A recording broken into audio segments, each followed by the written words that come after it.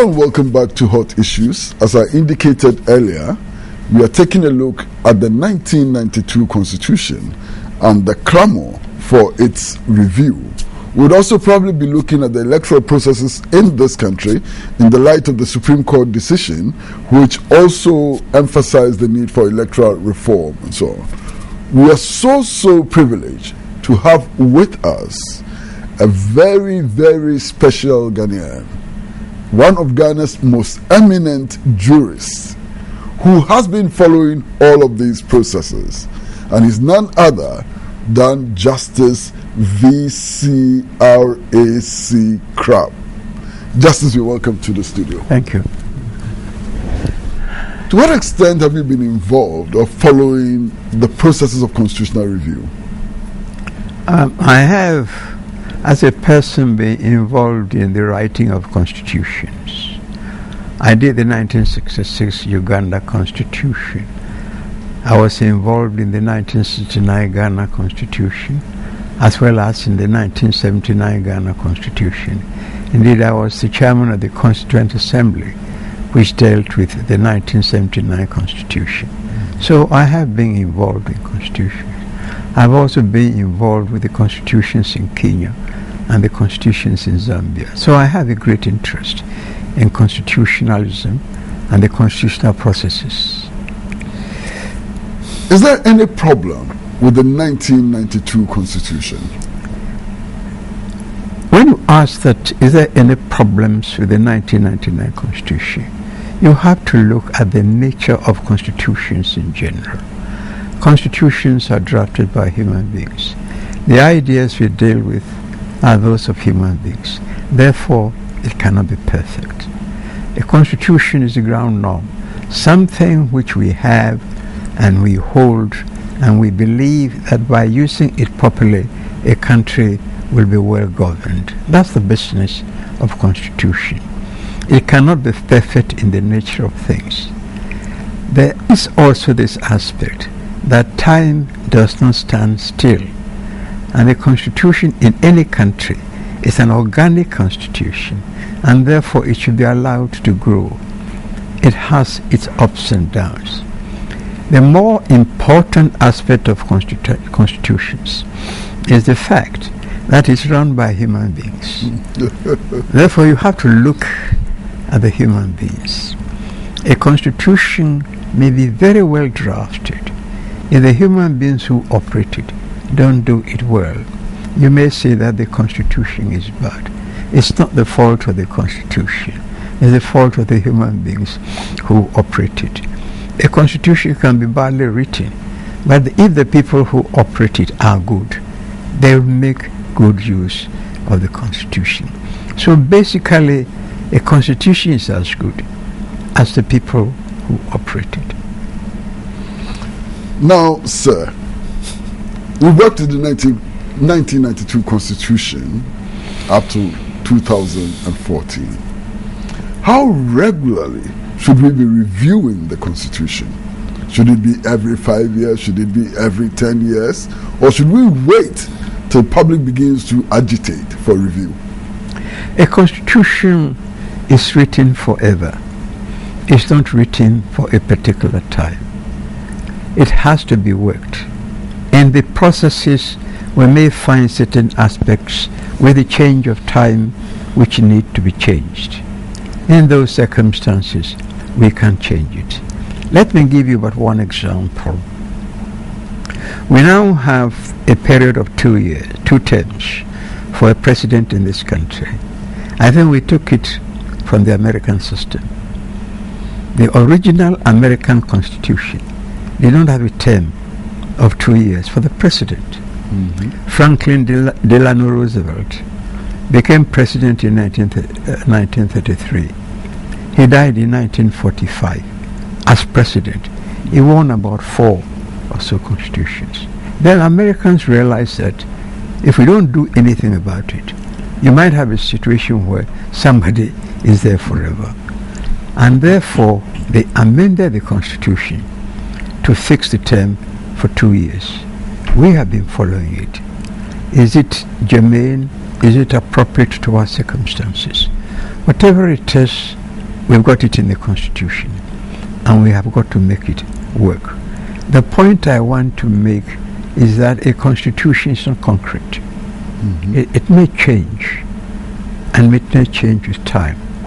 There must be continuity even in the operation of the constitution, because you're dealing with human beings, and human societies change. The wording of the constitution may not change, but how it's interpreted may change. Again, let me use America as an example. I'm quite sure you are familiar with Plessy and Ferguson and Brown and Board of Education up to Pelka. The words of the American Constitution hasn't changed, but the interpretation given to it has changed over the years. In other words, those who interpret the Constitution take also into account the progress of time and society as a whole, because we live in a society. But we must also appreciate that when we live in a society, a certain modicum of conduct is required from us. My individual peculiarities may be allowed for in the courts of heaven, but here on earth, you and I will be required to come to a standard determined by society, and we have to go by it. And that's why we have a constitution. It sets a standard which we must follow. There is also this aspect of a constitution. It has the physical side and what some people call the spiritual side. The words of the constitution have meaning, but behind it, behind the constitution, why do we have certain provisions? So we say you have got the letter of the Constitution, and you have also got the spirit of the Constitution. If you look at our Constitution and read the preamble, you get a fairly good idea of what I'm trying to say, that there is an element which may not necessarily be black and white in the Constitution. But when we are working with the Constitution, we have to take that into account. But so at what point can we decide, or do we decide, to review the Constitution?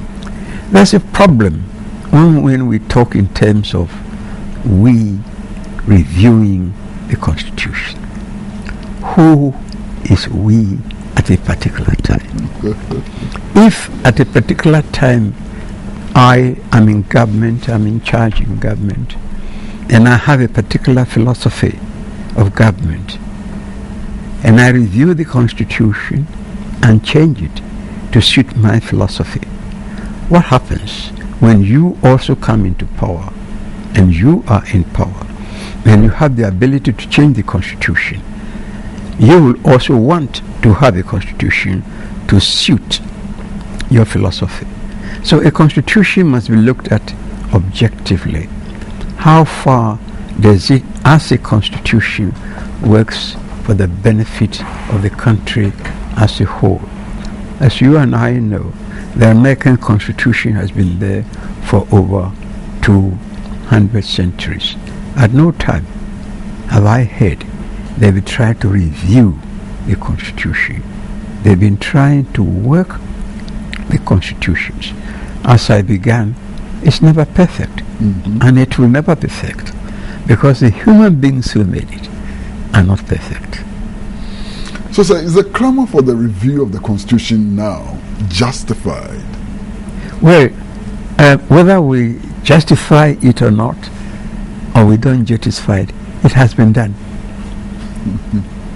So let's see how far, with what we have got, what we can do with it in the best interests of the country.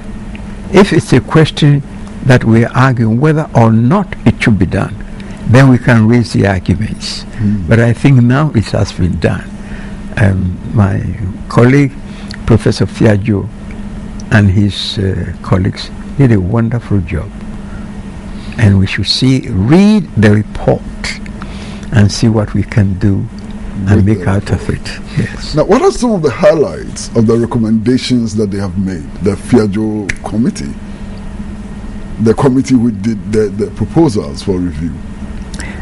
There's one important aspect of the Commission's work, which to me is the highlight and the spirit of all that they sought to do. The composition of the National Planning Commission. If we work it very, very well and build consensus as to the development of the country over a period of years, any government which comes into power, because it is the product of a consensus of all the political parties, then if I'm in power, I had been part of it, and therefore I will implement it. If you are in power, you had been part of it, and therefore you will implement it. The problem is, how far am I going to say that I don't like this and I don't like that? When we're talking of these matters, we often forget a very important part of our Constitution, the directive principles of state policy. What we need economically, politically, socially, educationally, it's all seated there. Nobody, as far as I know, has been able to challenge any of the provisions there. There's been one or two interpretations, but I think generally it has been accepted as a worthwhile provision of the Constitution. And I think we have to develop that. And the next stage in the development of the directive principles is the National Planning Commission, which, when it's well implemented and well done, will save the country a lot of cities.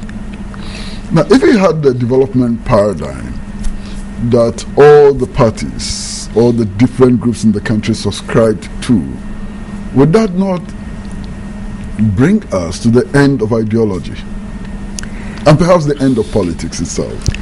Do we govern countries by ideology, or we govern countries by the reality of the situation? We may have our ideologies. In the end, we have to look at the reality on the ground. That's why sometimes we criticize those who have what you call a doctrinal approach to the problems of a country. Human beings are physical. They have one side, and they, as I always say, they also have the spiritual side. But for the moment, if we are looking at the physical side, how far does it make for the good of the country, the welfare of the people? Whatever your political ideology, you cannot run away from the fact that when you are in government, you have to deal with the lives of the human beings. What are ideologies? I think this way, and you think that way. That's what brings about ideologies. But in the country, we all cannot agree together.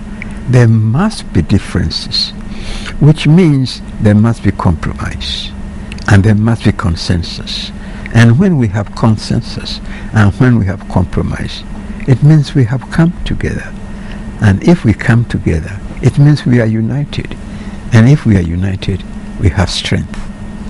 Can we have a consensus which will last for all time? We cannot have a consensus to last for all time, because time itself changes. Human beings also change. Most of us start life as radicals, don't we? By the time we reach middle age, we become conservatives with a small c. So change is inevitable. But the problem is that at each stage, there must be consensus. We have to agree to compromise. I can't get all I want. You cannot get all you want. What is important is the development of the country, to which all of us belong. There have been some agitations over the indemnity clauses in the 1992 Constitution. What are your views? My views are rather very simple. It has been part of the Constitution. So to me, for those in respect of whom the provisions there have acquired a right, they have been indemnified by the Constitution. If you remove those provisions from the Constitution, does it mean you are taking away what has already been given to them, what they have acquired as a right? I have problems with that. And that's why I've said all the time, let sleeping dogs lie and lying dogs sleep. It's there. I don't know what good is going to happen if it's removed. But there is an aspect of the transitional provisions which we don't seem to look like. I believe Article 35 specifically refers to judicial, executive, and legal authority of the then powers. So we have to look at that aspect in relation to the proclamations which the various governments issued when they took power. So if a policeman slaps you, is that done in relation to executive authority or judicial authority? Mm-hmm. If not, then I have an action against him. And I believe if I went to court, I would succeed on that basis. So we have to look at the transitional provisions and that aspect also, because the elements by which it will operate have been set out in the Constitution. It's there. But as to whether when we remove it, we can recall the people, I have my doubts. I think they've acquired a right. They have a legitimate expectation that they will enjoy that right to the end of their day. But sir, there are issues that border on the fundamental human rights of citizens. Citizens, for example, who may allege that their properties were illegally confiscated, victims of extrajudicial killings, and so on. What does the indemnity clause do to the fundamental rights of these categories of people? Well, fundamental rights belongs to everybody.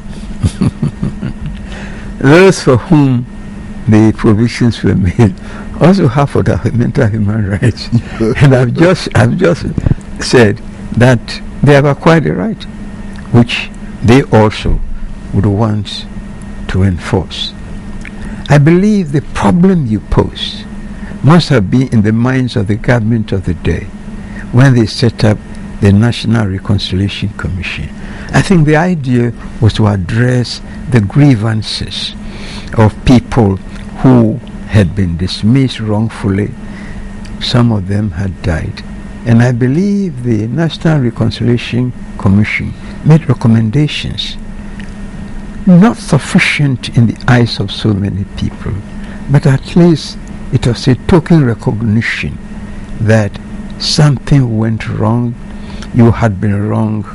I was not responsible, but I think as a society we have to reconcile ourselves to our past within the present in which we live and move on to the future, because the past determines what we are today. What is to happen tomorrow is determined by us today. As I often say, today is the yesterday of tomorrow. So it's a composite thing. You mustn't look at one aspect and say, oh, I was slaughtered by the soldier, therefore what? You cannot go back. We have to move forward. And I thought that the Reconciliation Commission thought and sought to achieve that. I know monetary compensations were made. Some people's properties were returned to them. And I think that's how we have to look at it. We have to be objective in most of these matters, and we have to leave out of account our subjective observations and intent. Sir, The 1992 Constitution says that a minimum of 50% of ministers should come from Parliament. What are your views? I think there must be some reason behind that provision. And probably the better thing to do is look at why do we have that provision.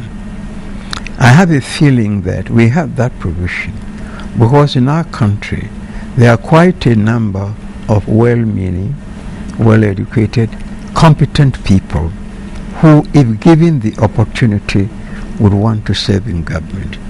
But they would not like the hustings of politics. You know yourself, the abuses, the slurs, and the Muslim here.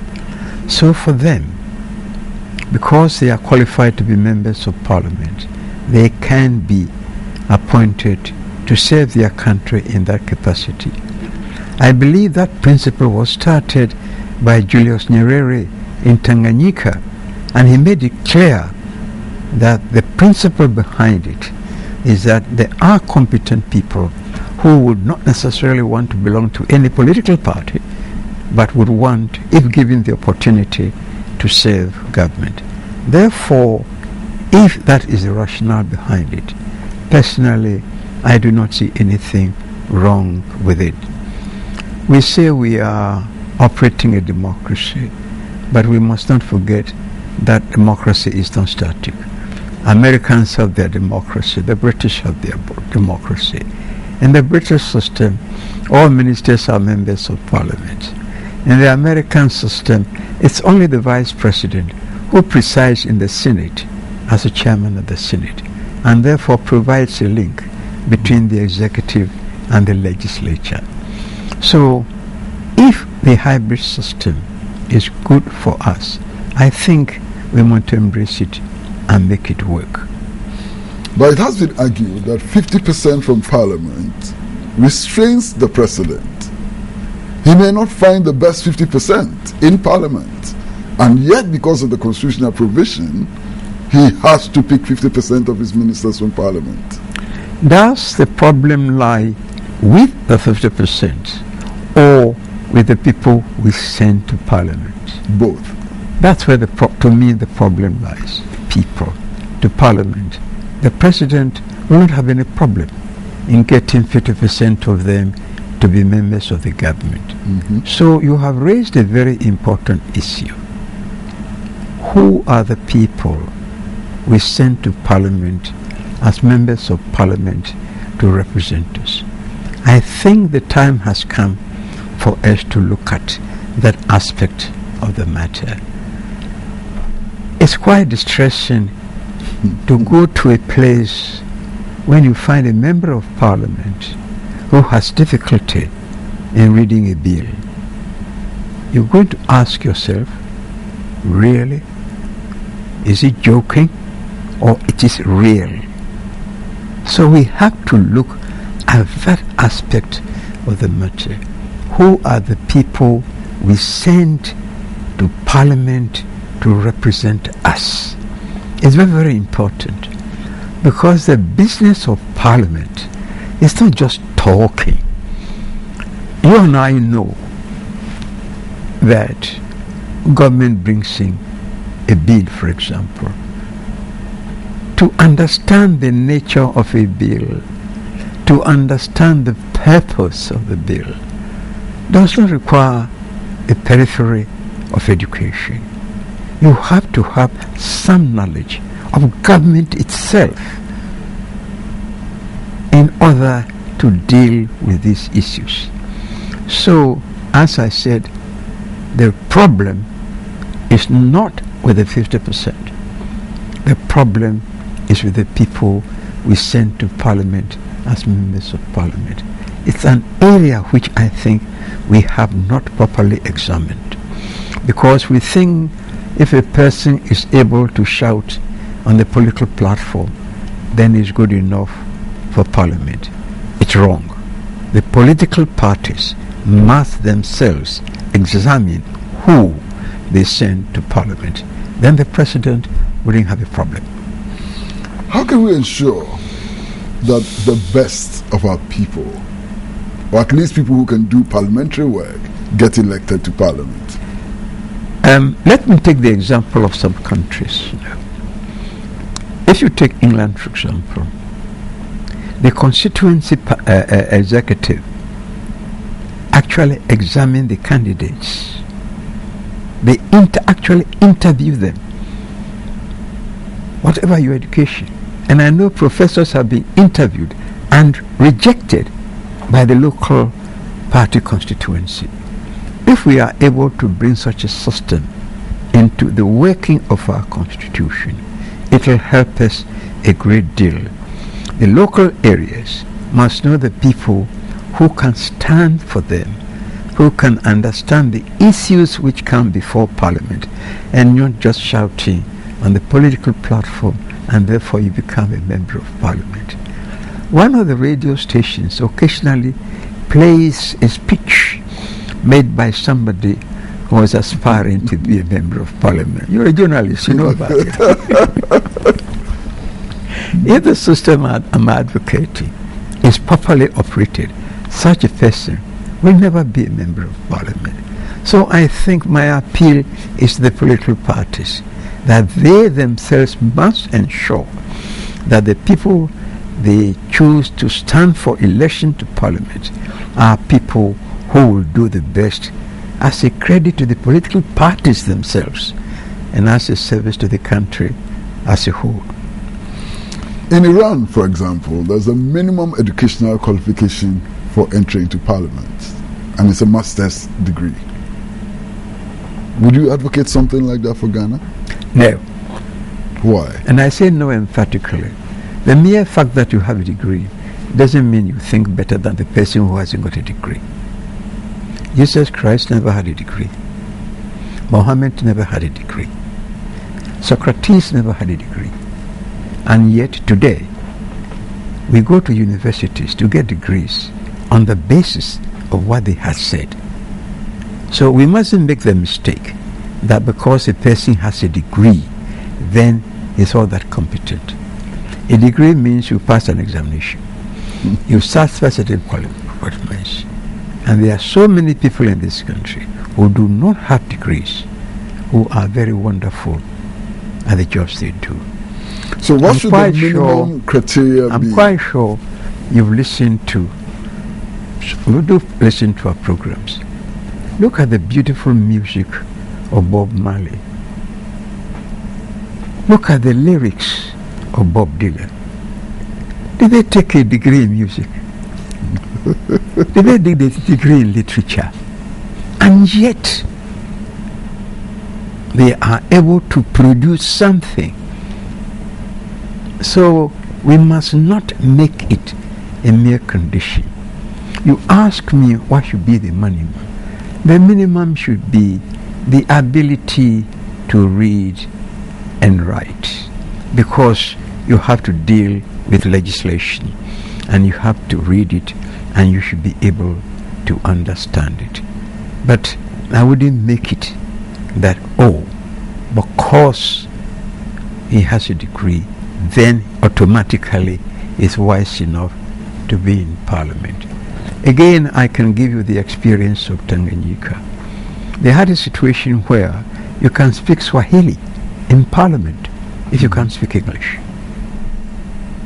Is it possible that we can get some people here who have sheer common sense, who have wisdom, but they don't have the requisite education? Can they be members of Parliament? And therefore be able to articulate the problems of the people they represent in Parliament? That is what is essential. But for us, and we are in the 21st century, you must be able to understand the legislation which comes before you so that you can contribute meaningfully to what happens, not necessarily with a university degree. Now, sir, some have suggested that the 1992 Constitution confers too much powers on the president. Is that true? one has to read the Constitution in its entirety and see whether or not the President has too much powers. There are two important provisions in the Constitution regarding the exercise of the discretionary powers of the President in consultation with a particular authority or body acting in accordance with the advice. These two expressions are not there for nothing. Acting in accordance with the advice of the Council of State, for example, in effect means that is the Council of State who is making the appointment. The President also gives formal consent. In consultation with means that there must be consensus between the person who makes the authority and the person he has to consult. So the discretion given to the President is not absolute, and I believe we have to understand it in that sense. So it also boils down to this: the people who have to advise, what is their competency? Mm-hmm. Are they people who can say, Mr. President, no, A, in our view, will be a better person than B? That's where the problem is. As I said from the beginning, you have to operate a constitution. And if you operate it well, within the spirit, not necessarily within the letter, you will find that what we call the exercise of power really becomes a discretion which is dealt with within a consensus. You can take other countries, for example. Again, we got most of our institutions from Britain. Let's take Britain, for example. You got the Prime Minister. But the Prime Minister goes to see the Queen. What the Queen tells the Prime Minister, we don't know. But we do know, because Prime Ministers write their memoirs. And there are occasions when they have said that they had a policy which they thought was good. After having discussed the matter with the Queen, they changed their mind. Mm-hmm. So, exercise of power has a purpose. Every power which is given to any human being has a purpose. If you pursue the purpose, you will find that you will succeed in the exercise of your power. But if you take power as something which you have, as said in the Bible, or I also am a man, and I say to this one, go, and he goeth. If you have that approach to the exercise of power, ultimately you will fail. Power has a purpose. Those in power must pursue the purpose for which the power is given, and the power will take care of itself. Now, sir, former President Kufuor complained that the 4-year term was too short. Former President Professor J.A. Mills also complained. What is your view? Why do we have 4 years? It's a test, isn't it? If you do very well within the 4 years, you have a second term. You have 8 years to do something. If we change it and make it 5, we are human beings. And another president comes and says, 5 years wasn't enough for me, so we're going to make it 6. How are we going to go on like that?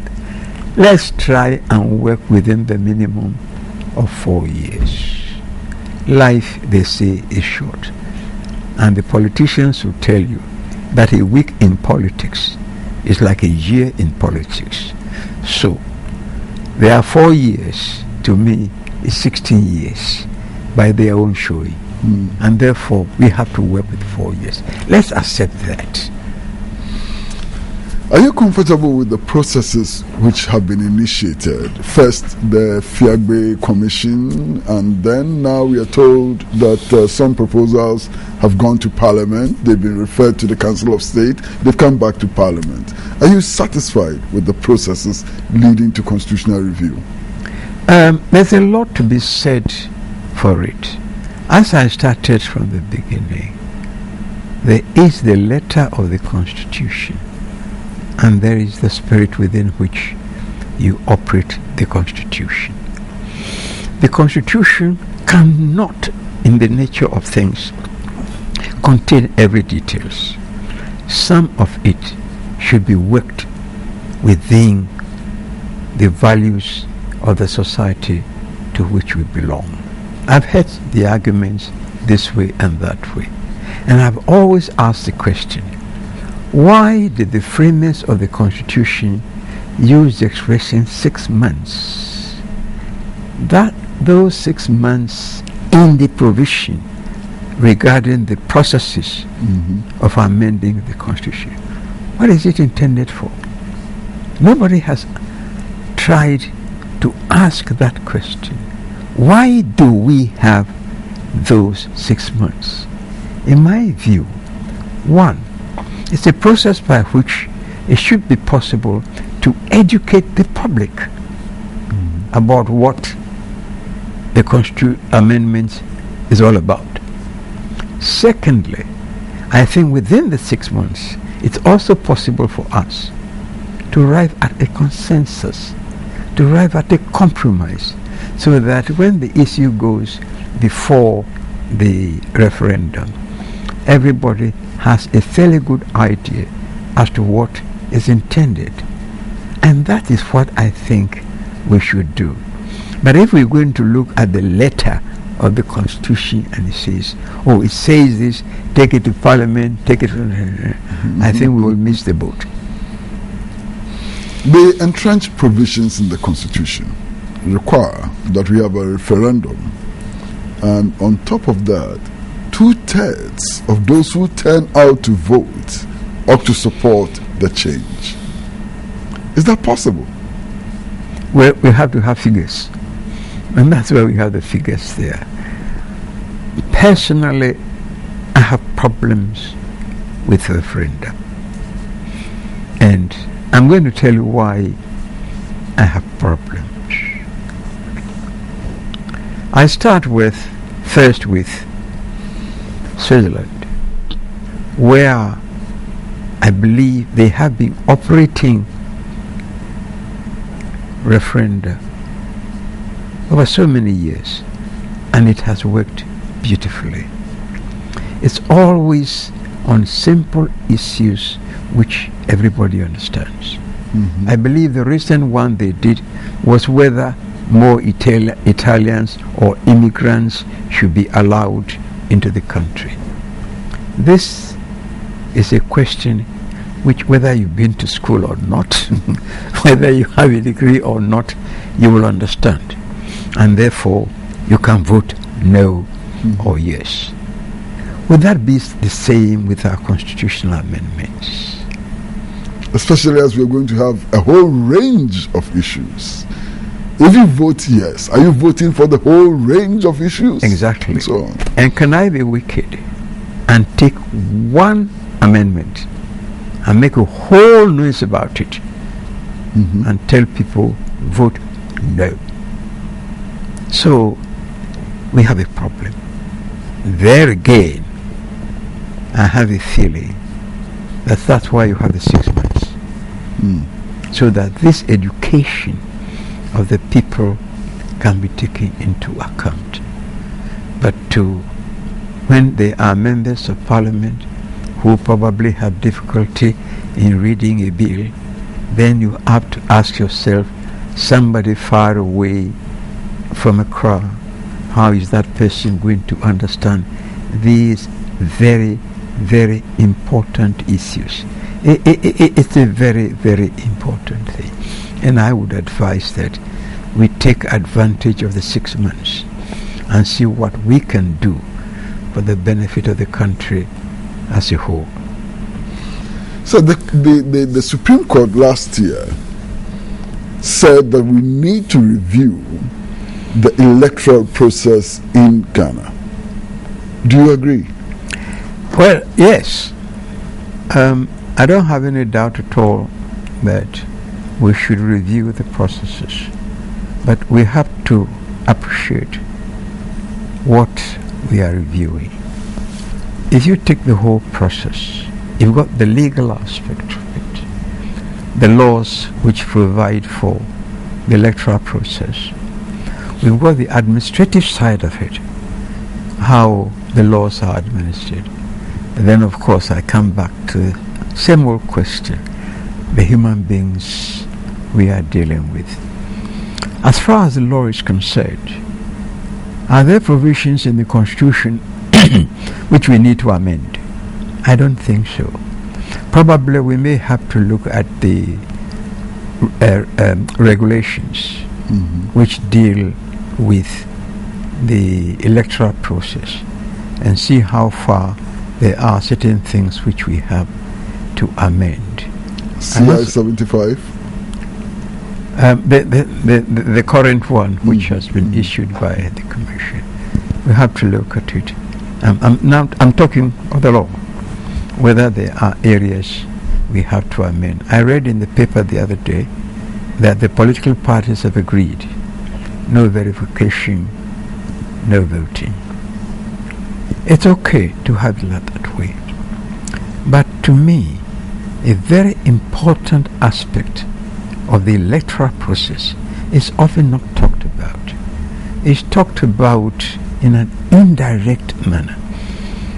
In my view, it should be talked about in a very, very positive matter, because the success of an election depends upon it. Is the cleanliness of the voter register.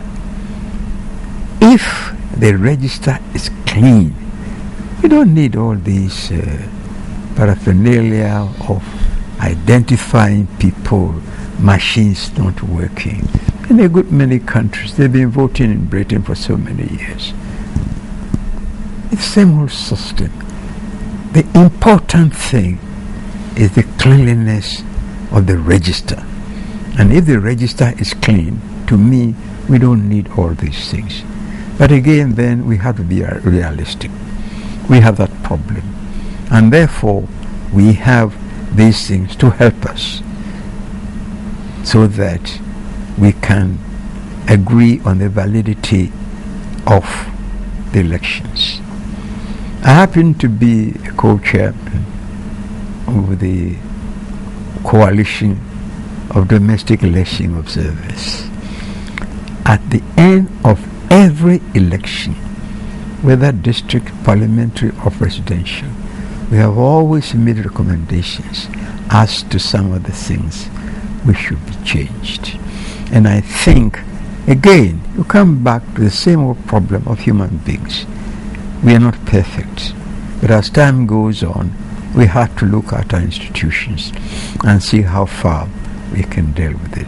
So as far as the law is concerned, probably there's very little to change. As far as administration is concerned, I think there's a lot to be changed.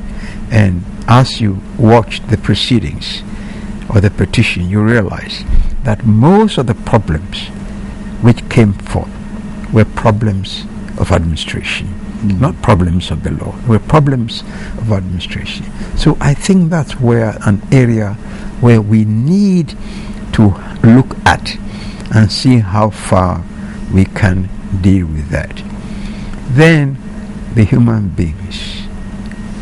Education is most important. I believe CDD is carrying out an exercise because we are not happy at the number of rejected ballot papers. And I think a study of the rejected ballot papers will give us a lot of lessons which we can use in reforming the electoral system. That also form part of the education of the people who will be engaged in the processes. Reform, yes, but what? And in what way is it going to be done? The principle of no verification, no vote would appear to undermine the rights of voters. And I'd like to explain. Well, I'd like to explain. Somebody goes through the process of registering to become a voter. Yes. Is qualified to vote. Yes. Goes to the polling station, the machine is playing up. Yes. Why should he be denied his right to vote because the machine is playing up? Now, I have a personal experience of what you have just said. The last elections, somebody satisfied all the questions, but the machine wasn't working properly. A lady standing by said, ask her to go and wash her hands, which was done, and the machine worked. So I tried to find out why. You know, these women, they're in the habit of putting certain things in their hands. We never took that into consideration when we got these machines. I think the point you've made is legitimate, that if a person cleanly is on the register, satisfied all the requirements, and the machine fails, I don't think it is that person's fault. And therefore, to me, that person should be allowed to vote. That's a problem with you, the politicians. I'm including you as one. They're the politicians. If the politicians will allow the Electoral Commissioner to make that possible, if that is so and that is agreed, how far can we say that can lead to abuses? What would be the abuses? If our polling agents do their work very well and they are vigilant and they are sure that this person has satisfied all the requirements except that the machine is not working properly, I think that should be taken into account. But as I said, I don't think so much as a matter for the Electoral Commission. I think it's a matter for the politicians. And if I remember rightly, I think that aspect came from them, isn't it? Yeah, it did. It's no verification, no voting. It came from the politicians, not from the Electoral Commission. Yeah. So probably in this respect, we have to reform the political parties. Okay. Are you satisfied with what appears to be done now in terms of electoral reforms? I think the processes I've heard about, what I have just described, for example, getting the teachers who were very good at these things, getting them back on to do the exercises, polling stations and that type of thing. I think it's good. Now, what I think I'm not sure about is how far the political parties have so educated their own people that they cooperate with the election officers so that we get very good election results. I think that's an aspect we have to look at. The education of the various polling agents. So it's a two-way, it's not one side. The Electoral Commission has to educate the people who will be involved in the election process. The political parties also, because they are important players in the whole process. In fact, the machinery is to make it easier for them to get their people elected. So I think they also have a very important part to play, not only when we come to voting, but from the registration side. In fact, the Supreme Court case demonstrated quite clearly that the political parties themselves were not up to the task. Quite. Many of their agents, it was demonstrated, did not understand the processes. Yes. They approved things that they shouldn't have approved and so on. Quite. So the onus, I think, is on the political parties yes. to do their job. Do their job, yes. Sir, most grateful for your presence. It's a pleasure. Thank you very, very much. Thank you very much for coming and for sharing your views with us and your experiences with us. Thank you so much. Yeah. Now, we've been talking to Mr. Justice V.C.R.A.C. Crabbe, one of Ghana's most eminent jurists, a man who continues to engage in public service. He's involved with electoral monitoring, he's followed the Constitution, he does many things, and is always very, very willing to share his views with us. We're most grateful to him. But as always, take my advice.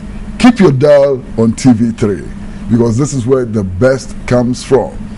The best in news, best in entertainment, best in sports, best in everything. Keep your dial here. It's bye-bye from all of us until we meet again next week. Goodbye.